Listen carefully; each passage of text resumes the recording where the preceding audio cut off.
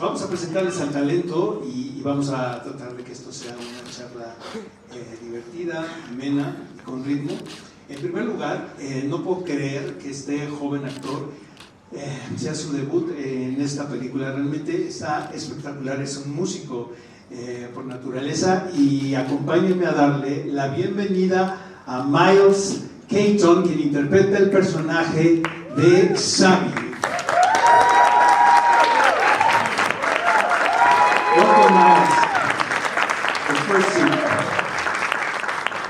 Espectacular esta actriz en la película Wunmi Mosaku, quien caracteriza al personaje de Ali.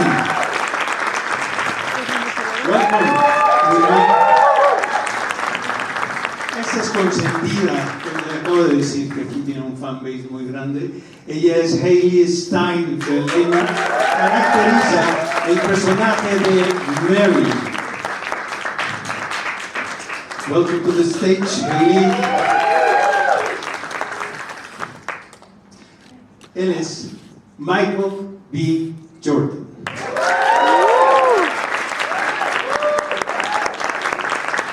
Welcome to Cine, Michael. Y finalmente, amigos, en este escenario, el director de la película, Ryan Coogler.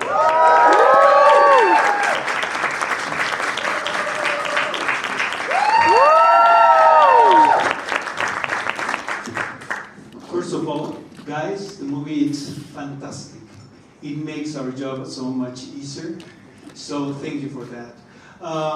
The first one is to Ryan and Michael. You guys have been this team so important for the American history of film in the last years. Could this movie can be the most challenging one until now? Sinners. Yeah, I think so. Definitely for Michael, I would say, playing two roles and making sure they had subtle differences, but we're portraying them not as, clones or nothing supernatural, but just as identical twins. I think the period element of it was really interesting and challenging for both of us. Hadn't really done anything like that before.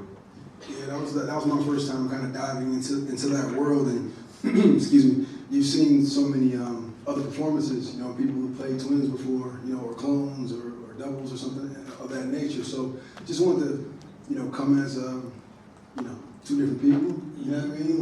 Like you said, the subtle differences of it all. Sometimes you might get in your head and making sure that you're not bringing your own habits of Michael, to set each day. But the world that Cool created, and the incredible cast that I got an opportunity to play off of, it really allowed me to be two different people.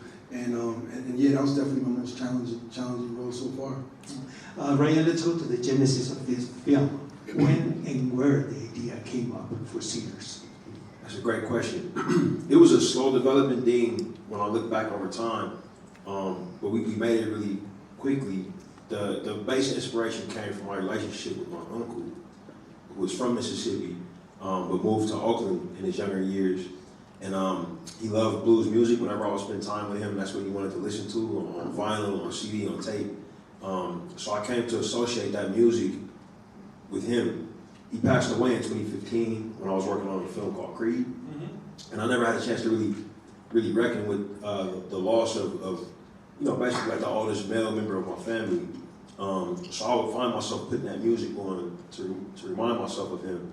And one day I was listening to a particular song, and the idea kind of came to me like a lightning bolt. The song was called Wang Dang Doodle. It's a weird title.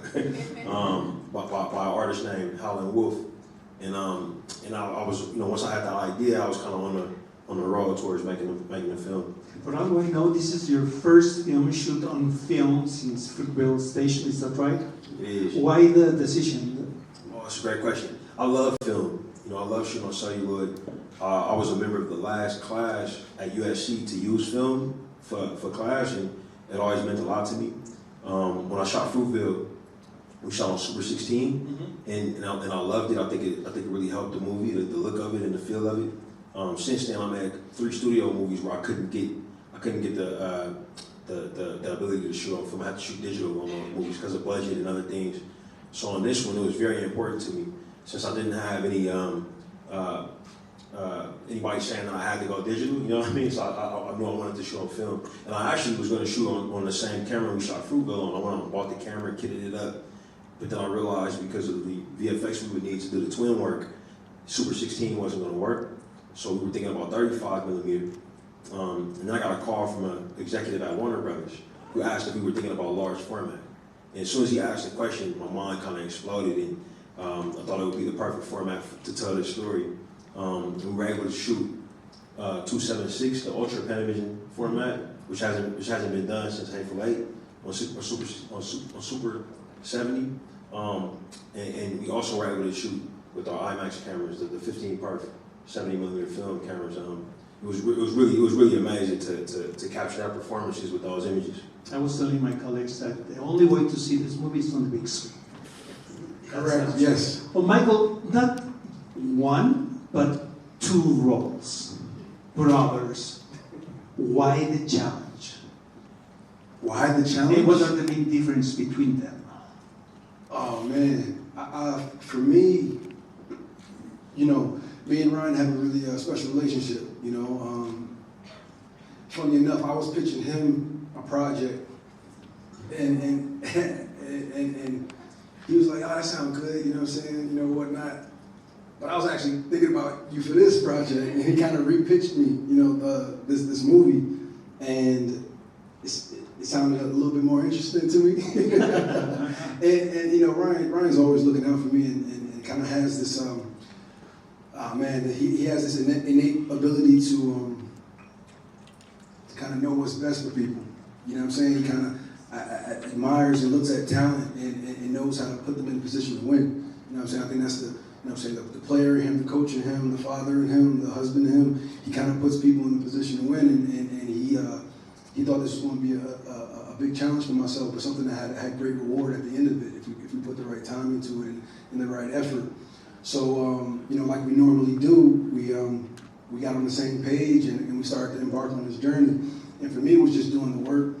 You know, he set me up with some friends of his who are twins, and got a chance to pick their brain and ask questions and just kind of start to understand what it is to be a twin, which is super special and unique to anybody on this planet. You know, they're very, very, very unique experience.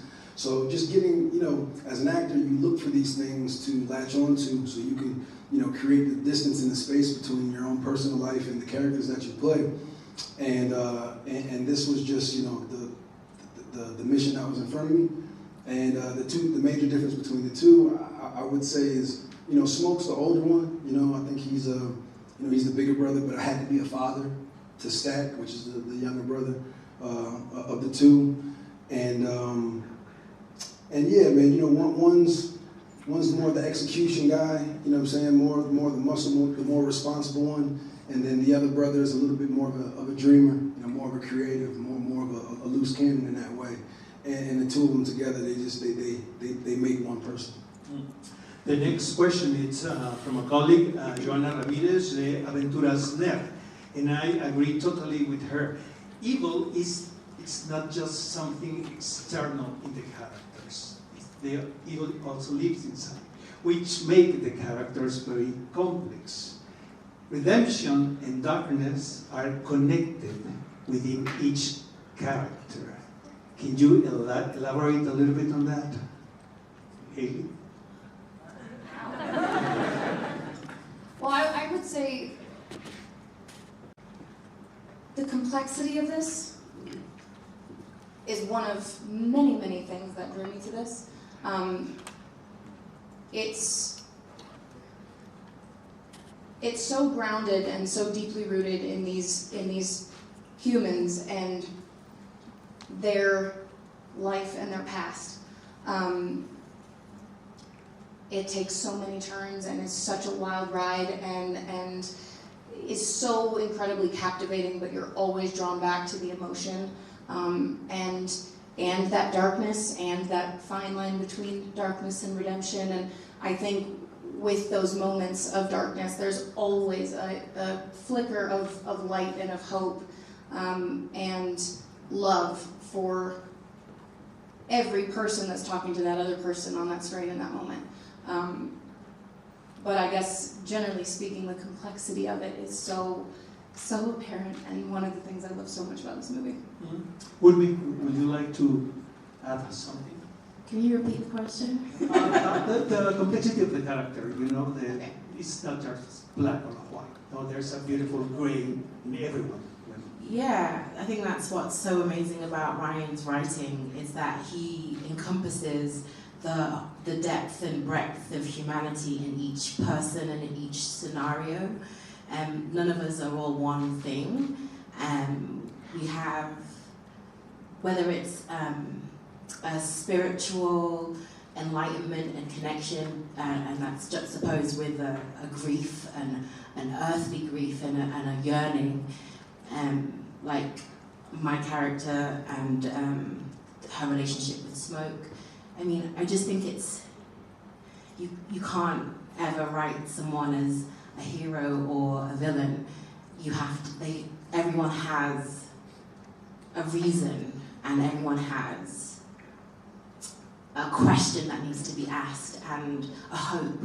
And so no one's fully good, no one's fully bad, ever, in any scenario, in life. And that's why Ryan is just, like, when you read these scenes, you just get a whole sense of a person, a whole sense of the community, whether it's Smoke and a little girl learning how to barter,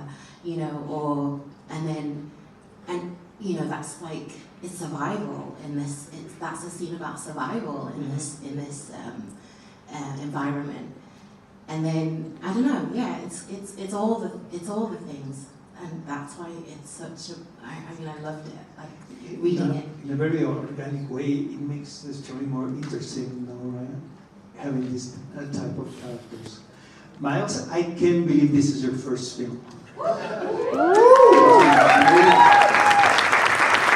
Es realmente espectacular. You seem so natural to the camera and to the screen. You belong to the screen, man. I know you're an accomplished musician, of course.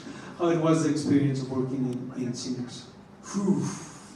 Man, this was a life-changing experience. To work with actors at this level is just an honor. I'm extremely grateful to be in this position, and this movie is incredible. I'm glad to be a part. I'm glad that I was not only able to act, but also to be a musician and show my talent in that way. So, yeah. There's a question from Carlos Huerta from Unplugged News. He wants to talk, Ryan, again about the IMAX experience. I was telling my friends that this movie is more like an immersive experience. Is it difficult to get it made the way you made Sinners?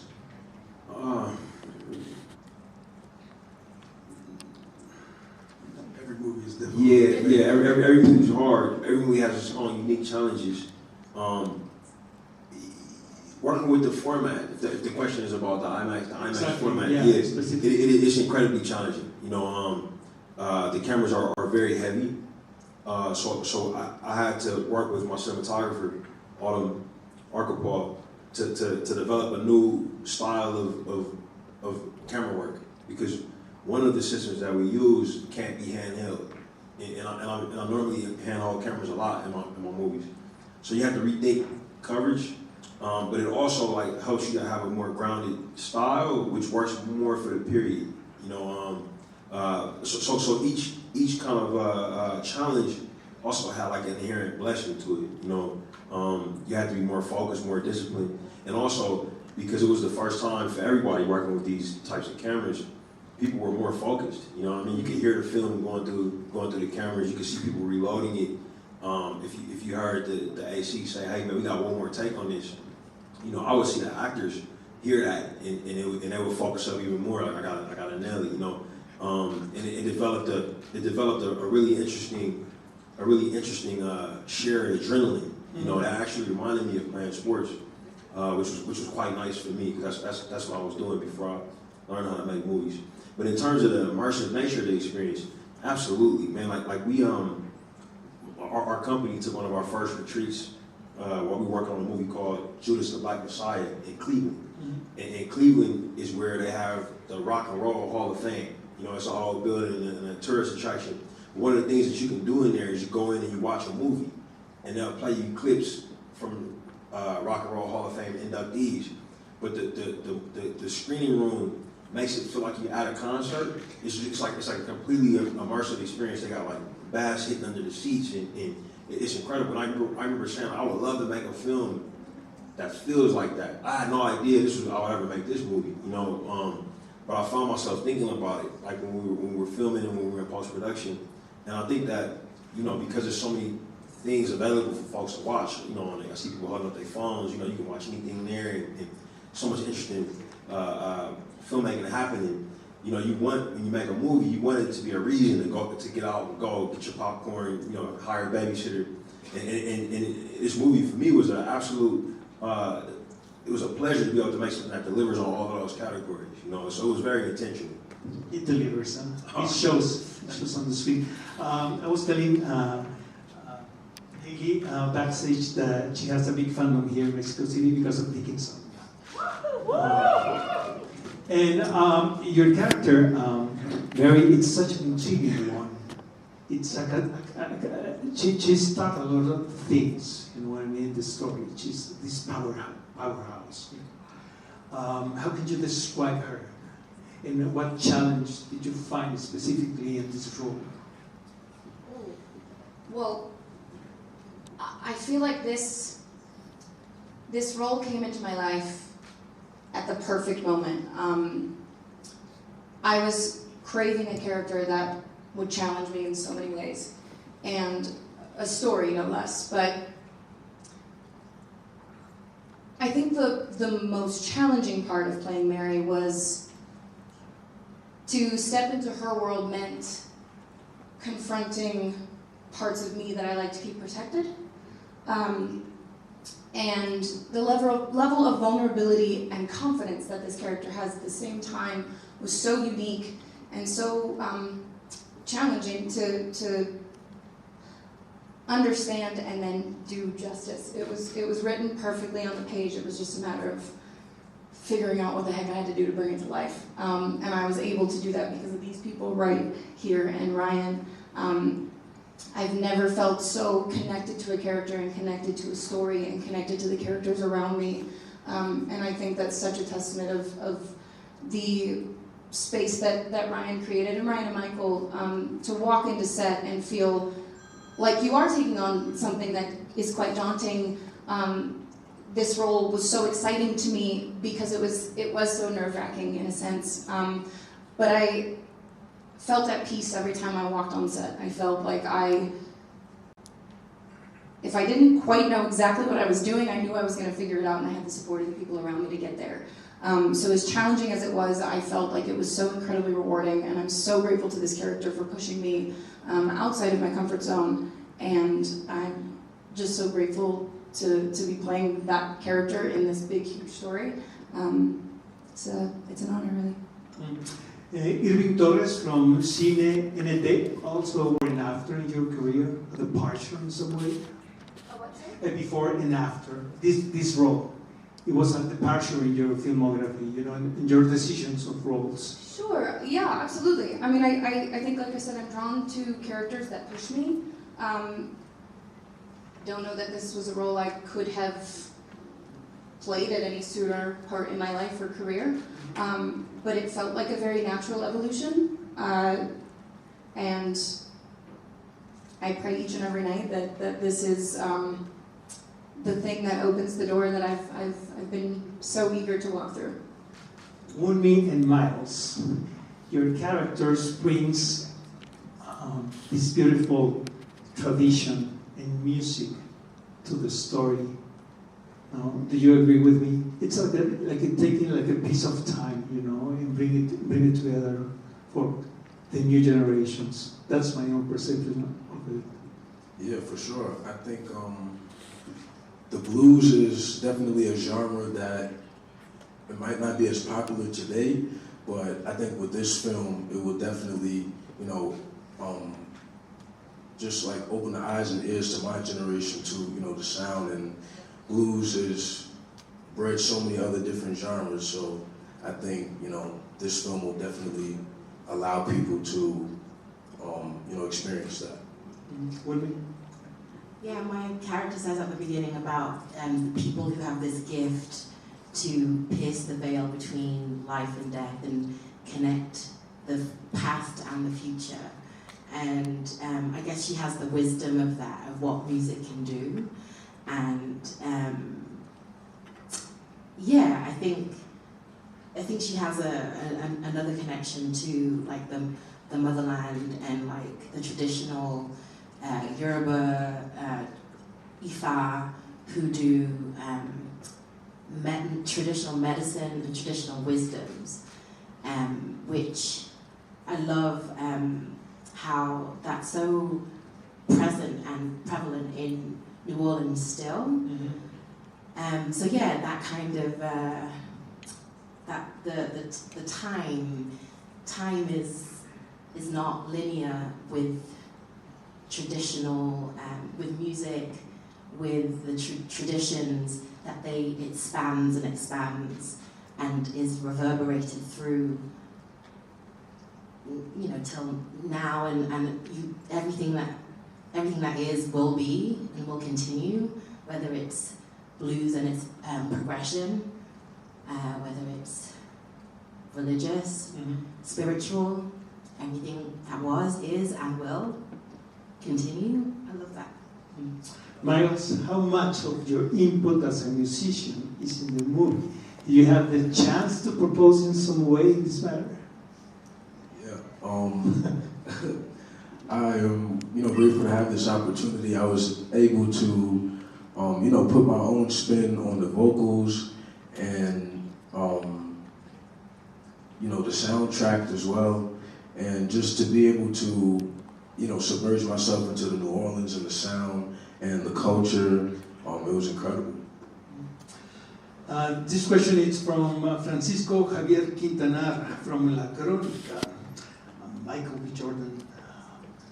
The music, it's the southern atmosphere. It's a prelude to something that we are going to see in the story. How much the music helped you in this case to create your characters? Big time. Just kind of understanding, you know, where the story kind of was created from. You know, Ryan's relationship, you know, with his family, you know, his uncle, and how music played such a huge part. And through Ryan, I got a chance to actually understand, you know, how much the blues had an influence on the music that I like today, you know? So I kind of got an education a little bit of how music influenced and inspired so many different genres, you know? And for the character, you know, I listened to, you know, a bunch of blues music to kind of, you know, get my brain wrapped around what Smoke and Stack would have been listening to at that time. Mm-hmm. The type of music that they were probably told not to listen to, you know, the places that they were told not to go into. And yeah, music played a huge part in getting ready for one character, you know, and then having to go back to the trailer and change wardrobe and change mentality and change the way I hold my body and the way I think and play music that got me more into the mindset of one of the other brothers. And you really, I think I've always really felt this way, but it never really been articulated or presented to me in a way for me to acknowledge what it is. But, you know, music, when we listen to it, you know, it's not casting spells, not you know, it's hypnotizing. It's you know, you're hearing, you know, rhythms and beats, and you're listening to words over and over and over again. So, you know, you can get into a trance, like, you know, you get into the zone, you get into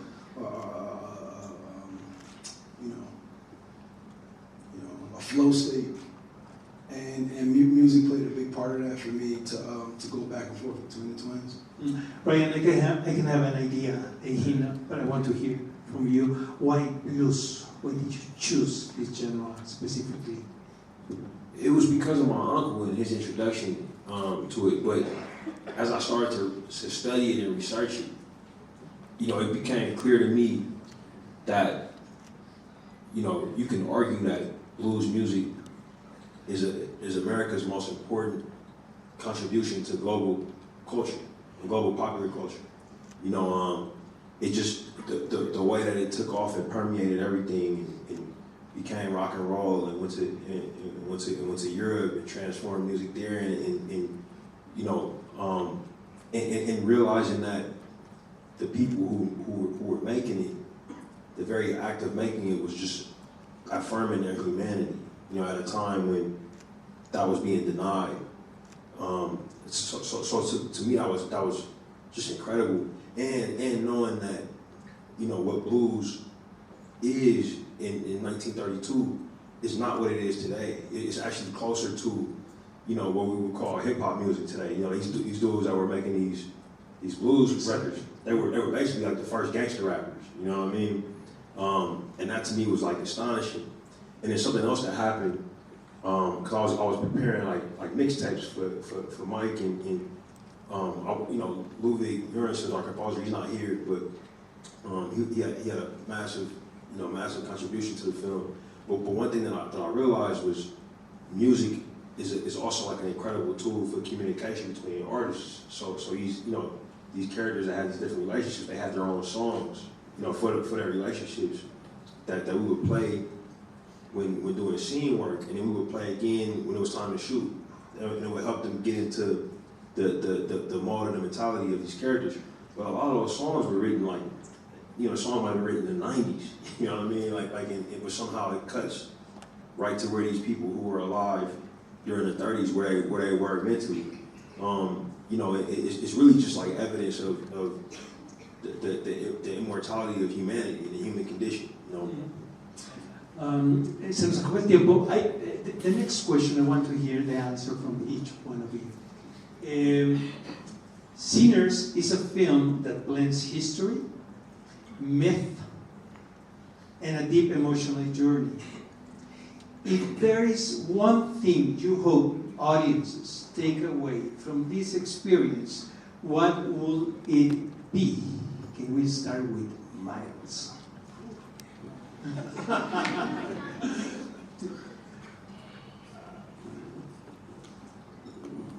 One takeaway, I would say that honestly it would be just to, I think the film, it has a great way of, you know, just allowing everybody to take different things from the film. Like, there's a lot of, you know, different meanings and different, you know, things going on in the film. So just to be able to kind of take your own, you know, take from it. What me? I feel like I would want people to think about who they invite in, because ultimately the people you share with can take, they can give, they can steal. You know, who do you allow into your safe space and to like really cherish what you have? Yeah, cherish what you have and be wary of the vampires. One thing to take away, you're gonna need to see it twice. Or 10 times. I agree so much with what these two said. I think to sort of go off of what Miles was saying, this film does have an incredible way of absolutely just captivating you.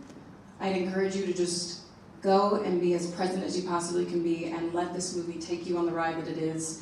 You will walk away with multiple feelings and thoughts, and there's a lot of conversation starters in this movie. But overall, it's a fun time. So enjoy it and be open to everything it has to offer. Michael. Man, this is a tough question. You know, a little bit of everything that they said, you know, at the same time, this thing that kept coming back to me as I was thinking just now is like family, right? You know, everybody has a version of family You know, whether it's the ones you were born into, the ones that you chose, the family you were given, you know, and how far will you go to protect that? You know, I think everybody, you know, cares about somebody in their family, and they're willing to do whatever it takes to make sure those people are safe. And I think this movie, you know, outside of all the other things that it is and what it says, and you know, I think this element of family just kind of rises to the top for me. So I think that's what I want. Perfect. Finally,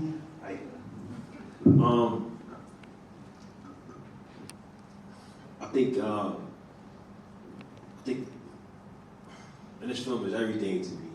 You know, I've never loved a movie like this one. Never loved a cast like this one, or crew. And what I think what I think people feel when they watch the movie, I hope they feel is that our love for each other. It's a line the character says in the movie. He says fellowship and love.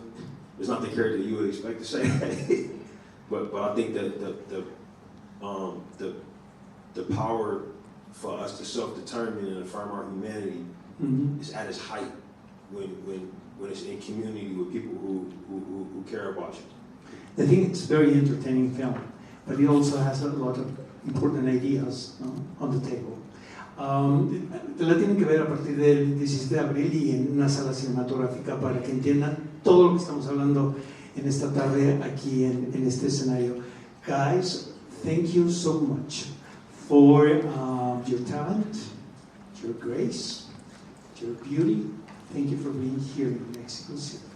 Acompáñenme a darles un fuerte aplauso al equipo creativo.